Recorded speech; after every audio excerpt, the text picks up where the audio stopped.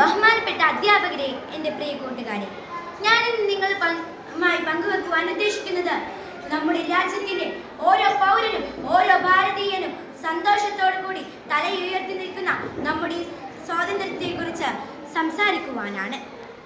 ഈ സ്വാതന്ത്ര്യം എന്നത് നമുക്ക് വെറുതെ ലഭിച്ചതല്ല, ഒരു ത്യാഗവുമില്ലാതെ ലഭിച്ചതല്ല.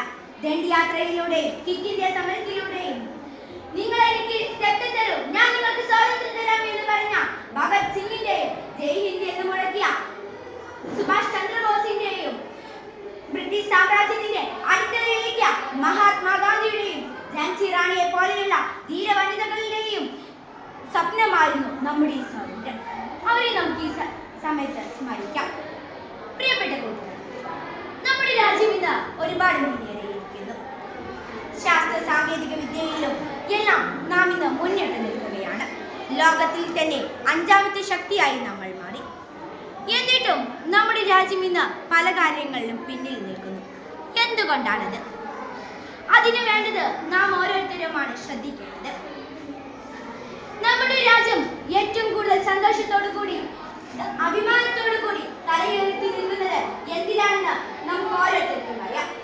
ചന്ദ്രയാൻ 3 ചന്ദ്രന്റെ ധ്രുവ പ്രദേശത്തിറങ്ങി അവിടെ നിന്നപ്പോൾ ഓരോ പൗരനും തലയുയർത്തി നിൽക്കേണ്ട ഒരു നിമിഷമായിരുന്നു. എത്രത്തോളം കാണാതെ. അതിനാൽ നമ്മുടെ രാജ്യസ്നേഹികളായി നമുക്ക് ഓരോരുത്തർക്കും മാറാൻ കഴിയണം. നമ്മളാണ് ഈ രാജ്യത്തിന്റെ ഭാവി. ഒരിക്കൽ മഹാത്മാഗാന്ധി പറഞ്ഞു, ഈ രാജ്യത്തിന്റെ ഭാവി നിങ്ങൾക്ക് എന്തെങ്കിലും വ്യത്യാസം വരുത്തുന്നെങ്കിൽ ആദ്യം നിങ്ങളിൽ നിന്ന് തന്നെ അതുണ്ടാകണം. അതിനാൽ വിദ്യാർത്ഥികളായി നമുക്ക് അതിലേക്ക് പല കാര്യങ്ങളും ചെയ്യാനാണ്. ഇനി നമ്മുടെ ത്രിവർണ്ണ പതാക ഇനിയും പറന്നുയരാൻ നാം ഓരോരുത്തരുമാണ് ശ്രദ്ധിക്കേണ്ടത്.